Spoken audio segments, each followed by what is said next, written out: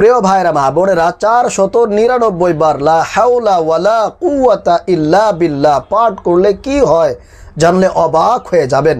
খুবই গুরুত্বপূর্ণ কার্যকরী একটি আমল। তাই আলোচনাটা যদি শেষ পর্যন্ত শুনে আমলটি করতে পারেন, আপনার জীবনের সকল বাধা বিপত্তি দূর হয়ে যাবে। আপনার মনের সকল ইচ্ছা বাসনা এই আমলের মাধ্যমে পূরণ হবে ইনশাআল্লাহ।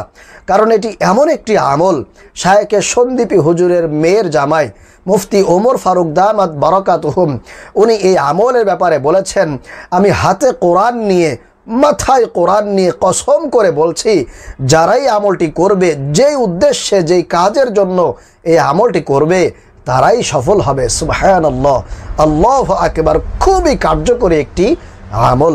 কোরআন মাথায় নিয়ে বললাম, হাতে নিয়ে বললাম, এইভাবে কসম করে করে তিনি আজকের এই আমলের কথাটি বলেছেন। তাই আমি আপনাদেরকে ওনার সেই গুরুত্বপূর্ণ শক্তিশালী আমলটি শিখিয়ে দিব। তাই ধৈর্যের সাথে ভিডিওটি যদি আপনারা শেষ পর্যন্ত দেখতে পারেন, কপাল খুলে যাবে, ভাগ্যের চাকা পরিবর্তন হবে। আপনার যে কাজগুলো এতদিন পর্যন্ত অসম্পূর্ণ ছিল, আটকে ছিল, ইনশাআল্লাহ তাআলা এই আমলের বরকতে এখন থেকে সেগুলো সম্পূর্ণ হওয়া শুরু করবে। প্রিয় ভাইরা মা বোনেরা, চলুন তাহলে আমি আপনাদেরকে আমলটি শিখিয়ে দেই।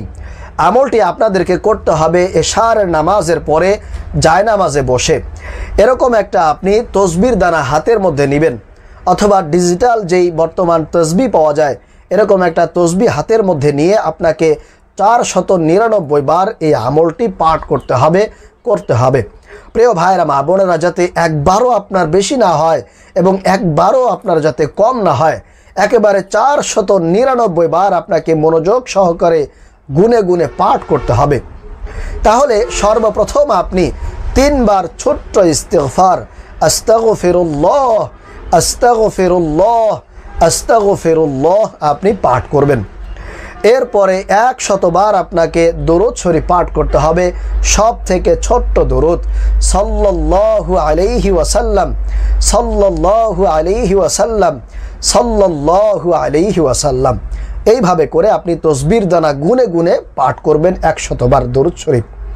এরপরে 3 নম্বরে আপনাকে 499 বার লা হাওলা ওয়ালা কুওয়াতা ইল্লা বিল্লাহ পাঠ করতে হবে এইভাবে, লা হাওলা ওয়ালা কুওয়াতা ইল্লা বিল্লাহ, লা হাওলা ওয়ালা কুওয়াতা ইল্লা বিল্লাহ, লা হাওলা ওয়ালা কুওয়াতা ইল্লা বিল্লাহ। এইভাবে করে আপনি তসবির দানা গুনে গুনে 499 বার পাঠ করবেন। এরপরে সর্বশেষ আপনি একবার পুরাটা পাঠ করবেন, লা হাওলা ওয়ালা কুওয়াতা ইল্লা বিল্লাহিল আলিয়্যিল আযীম। তাহলে আপনার 500 বার হয়ে যাবে। আপনি 500 বার লা হাওলা ওয়ালা কুওয়াতা ইল্লা বিল্লাহ পাঠ করবেন। এরপরে সর্বশেষ আবারও 100 বার আপনি দরুদ শরীফ পাঠ করবেন, সাল্লাল্লাহু আলাইহি ওয়াসাল্লাম। এখন আসুন প্রিয় ভাইরা মা বোনেরা, এই আমলটি আপনারা কোন কোন উদ্দেশ্যে করতে পারবেন। যেমন মনে করেন আপনার 2-3টা মেয়ে বিয়ের উপযুক্ত হয়ে গিয়েছে, তাদের বিবাহ প্রয়োজন, কিন্তু আপনি বিবাহ দিতে পারছেন না। অনেক জায়গা থেকে বিবাহের প্রস্তাব আসে, সম্বন্ধ আসে, কিন্তু শেষ পর্যন্ত বিয়ে হয় না। এরকমটা যদি হয়ে থাকে, অথবা আপনার সন্তান বিদেশে যাবে, অনেক দিন যাবৎ চেষ্টা করতেছে কিন্তু বিভিন্ন কারণে আটকে আছে, বিদেশে যাইতে পারছে না, সেক্ষেত্রে আপনি এই আমলটি করবেন। অথবা আপনার স্বামী বিদেশে আছে কিন্তু বসে আছে, কোনো ধরনের কাজকর্ম করতে পারছে না, কারণ কোনো কাজকর্মই সে পাচ্ছে না। এরকমটা যদি হয়ে থাকে, তাহলে আপনি এই লা হাওলা ওয়ালা কুওয়াতা ইল্লা বিল্লাহের আমলটি করবেন। এরপরে আপনি অনেক টাকা পয়সার ঋণগ্রস্ত হয়ে পড়েছেন, ঋণ পরিশোধ করতে পারছেন না, আপনি এই আমলটি করবেন। আল্লাহ রাব্বুল আলামিন আপনার সেই ঋণ থেকে আপনাকে উদ্ধার করবেন।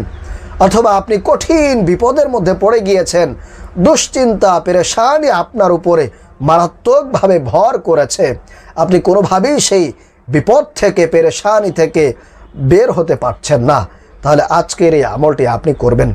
অর্থাৎ যে কোনো প্রয়োজনে, যে কোনো সমস্যার ক্ষেত্রে যদি আপনি আজকের এই আমলটি এশারের পরে করতে পারেন, আল্লাহ রাব্বুল আলামিন আপনার যে কোনো ধরনের কঠিন মারাত্মক বিপদ আপদ থেকে আপনাকে আল্লাহ রাব্বুল আলামিন উদ্ধার করবেন, হেফাজত করবেন।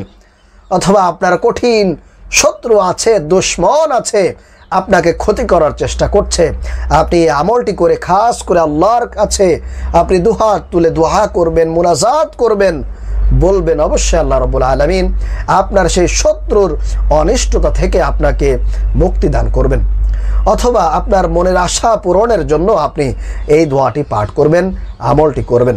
প্রিয় ভাইয়েরা, মা বোনেরা, আশা করি আপনারা সম্পূর্ণ আমলটি বুঝতে পেরেছেন এবং কোন কোন ক্ষেত্রে কিসের জন্য আমলটি করতে পারবেন সেটাও আপনারা জানতে পেরেছেন। আল্লাহ রাব্বুল আলামিন আমাদেরকে এই আমলটি করার তৌফিক দান করুন। আমিন।